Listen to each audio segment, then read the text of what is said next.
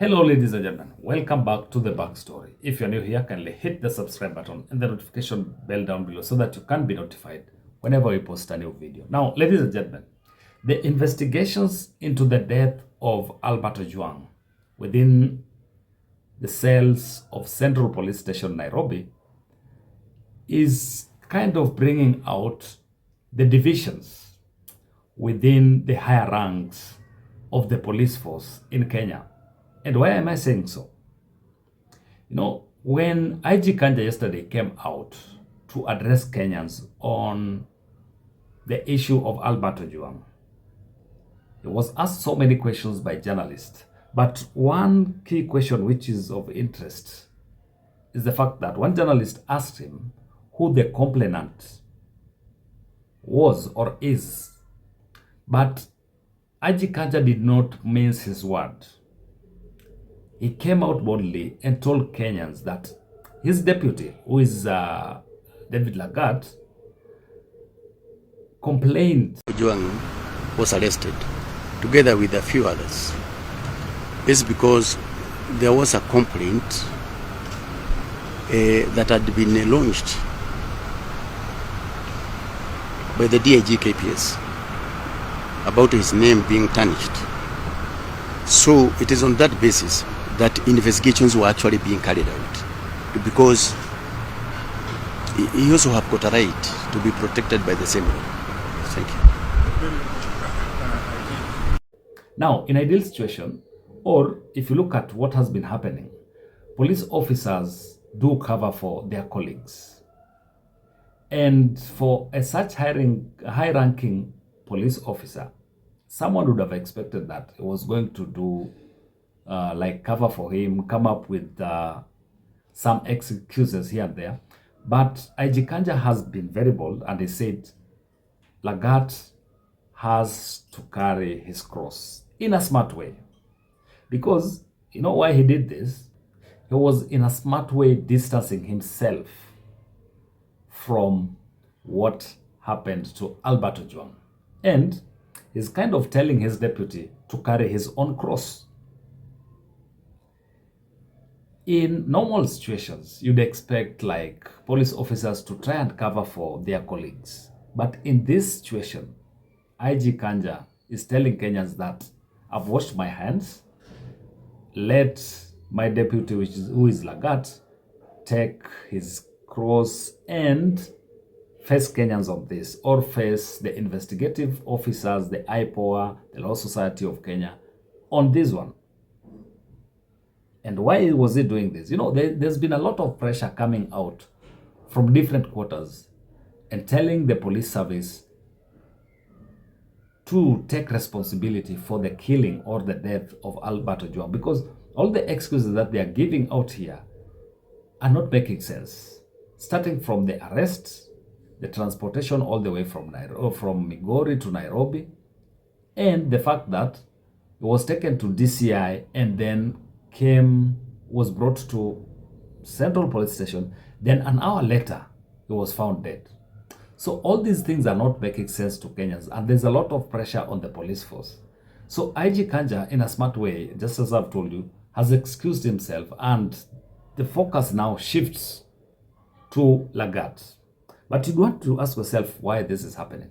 There is a case in the court of law that is still boggling the former IG Kome, whereby IG Kome, who was the IG then, had ordered police officers, not that he ordered, but police officers under him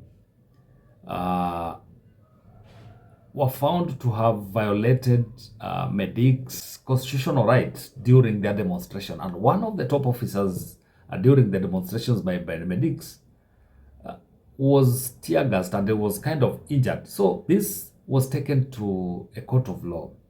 And just recently, a ruling was made that found the former IG Kome to be guilty of the offense because the buck stopped with him as the IG. So in a similar situation, IG Kanja has seen that this thing was going to affect him in a way.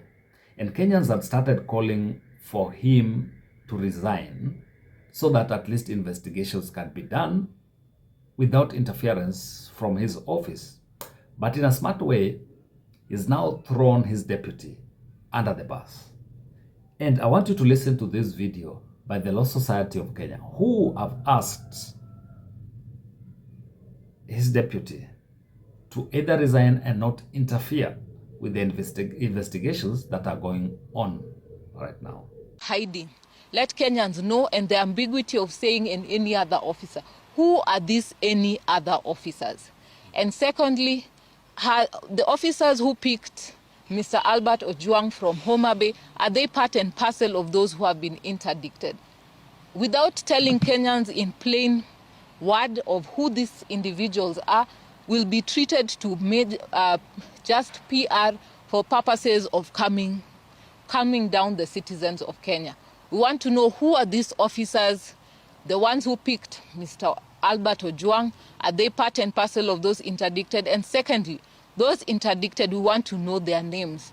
We want to know each and every officer involved. In this, we equally call upon the Deputy Inspector General of the Kenya Police Service, Mr. Lagat, to publicly and unconditionally recuse himself from taking part or influencing the investigations in any way, save for as may be required of him as a potential witness.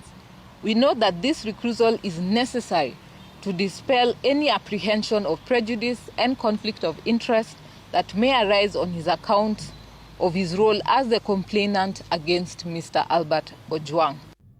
Now, ladies and gentlemen, whatever the Law Society of Kenya has said there is or should be the norm. That is the ideal situation. But I don't think Lagat will resign. And if you look at how they investigate, because look at it this way, Lagat is a senior police officer, almost becoming an inspector general. And you know how police officers work. They obey orders. So imagine a situation whereby you have your junior officers investigating a case that is touching on their senior. How do they handle this?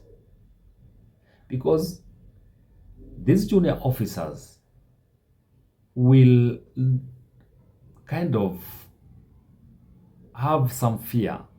Will they interview or interrogate their boss? And how far can they go in the interrogation? And even the guys who were sent to Migori to go and arrest Albert, will they be bold enough to tell the investigative officers who gave them the orders? And assuming that Albert was beaten to death, there must have been an order that came from the top office. Who is this guy? So that is why I'm saying that in all this, the investigation might be compromised because, one, you still have senior police officers within the ranks. They have not been interdicted. The only guys who were interdicted were the guys who were on duty on that very day. But the question is, that Kenyans are still asking or are still telling the IG is that why not name the police officers who went all the way and arrested Ojwang? Who are they? That is the question that Kenyans are asking. And then after they came back, what happened? And who gave the orders? Yeah, we know the complainant. So someone can complain, yeah, just like Lagat has the right to complain. But who gave the orders? And why was this not handled at the local divisional level? Why did they have to transport him all the way to Nairobi? So after all this is said and done, why I'm saying that there's going to be a split and rivalry within the police force is that some of the junior officers will feel like they have been compromised in the process of administering or doing their jobs. And in a way, they will be the sacrificial lambs while their bosses are going to remain protected. But still, Lagat might also not take it lightly that he was exposed by his boss.